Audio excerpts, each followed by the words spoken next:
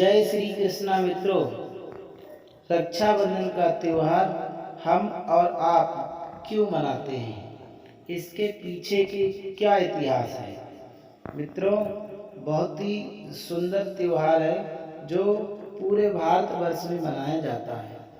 इसके पीछे का रहस्य क्या है और क्या कहानी है।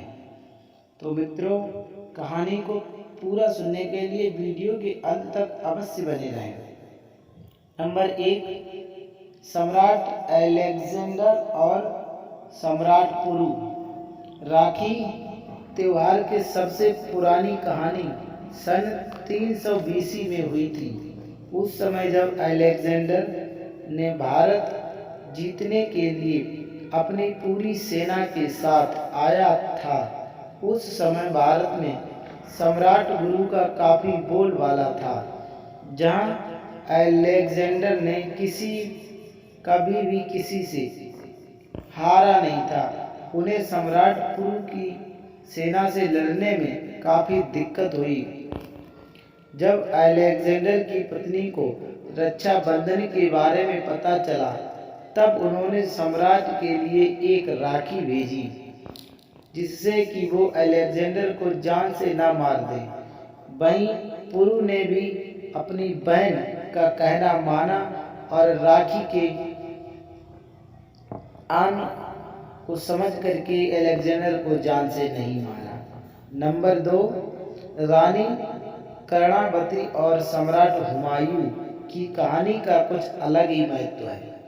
ये उस समय की बात है जब राजपूतों को मुसलमान राजाओं से युद्ध करना पड़ रहा था।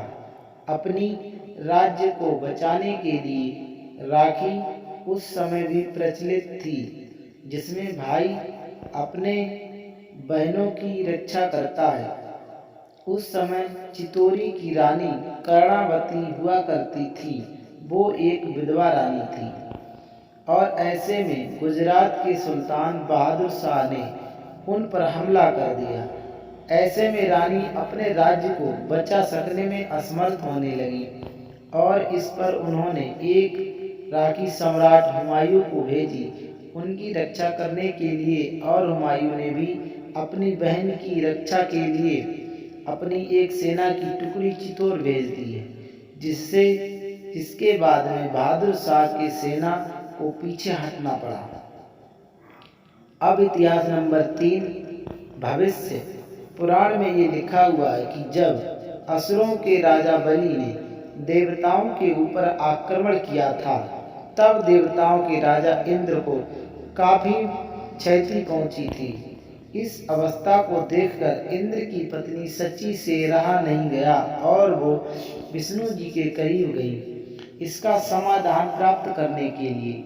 तब भगवान विष्णु ने एक धागा सची को प्रदान किया और कहा कि वो इस धागे को जाकर अपने पति के कलाई पर बांध दें।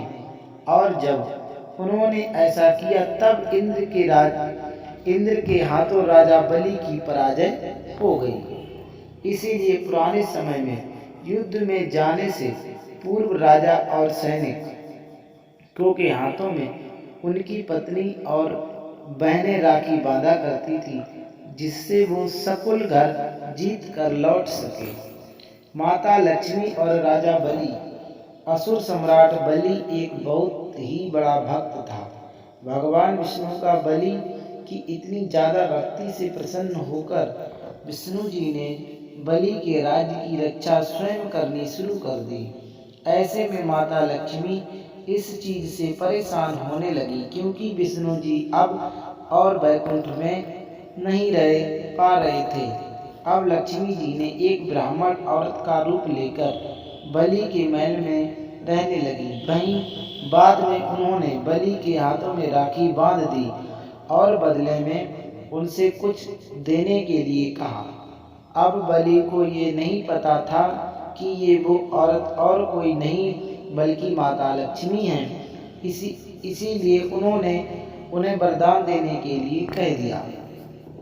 इस पर माता ने राजा बलि से भगवान विष्णु जी को उनके साथ वापस वैकुंठ लौट जाने का आग्रह किया। इस पर चूंकि बलि से पहले ही देने का वादा कर दिया था, इसीलिए उन्हें भगवान विष्णु को वापस लौटना पड़ा।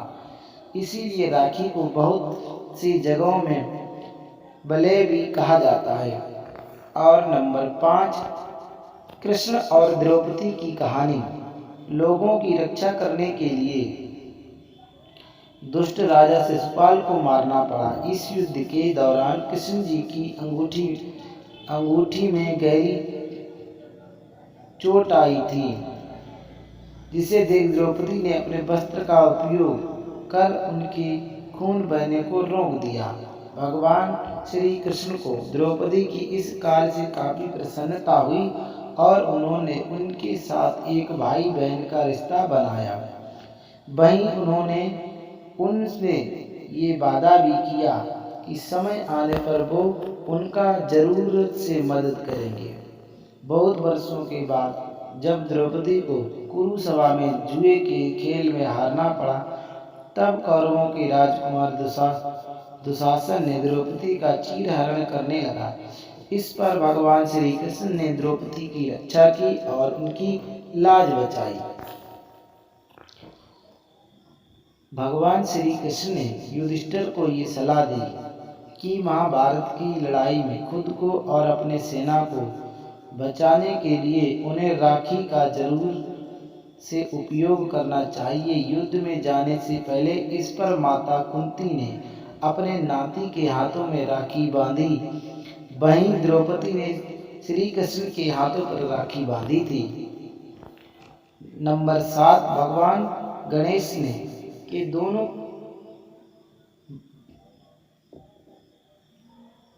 पुत्र शुभ और लाभ इस बात को लेकर परेशान थे कि उनकी कोई बहन नहीं है। इसीलिए उन्होंने अपने पिता को एक बहन लाने के लिए जिद की। इस पर बाबा नारद जी के हस्तक्षेप करने पर बाध्य होकर भगवान गणेश को संतोषी माता को उत्पन्न करना पड़ा अपनी शक्ति का उपयोग करके। वहीं ये मौका रक्षाबंधन ही था जब दोनों भाइयों को उनकी बहन प्राप्त हुई। तो मित्रों, आशा करते हैं आप सभी मित्रों को ये ज्ञान पूर्वक समझ में आ गया होगा कि रक्षाबंधन क्यों मनाते हैं और ये राखी का क्या मतलब है। मित्रों, ऐसी ही ज्ञानवर्धक वीडियो देखने के लिए जुड़े रहें हमारे YouTube चैनल पर और हमारी हर वीडियो को ज़्यादा से ज़्यादा लाइक करें, कमेंट करें और चैनल को सब्सक्राइब करें। धन्यवाद।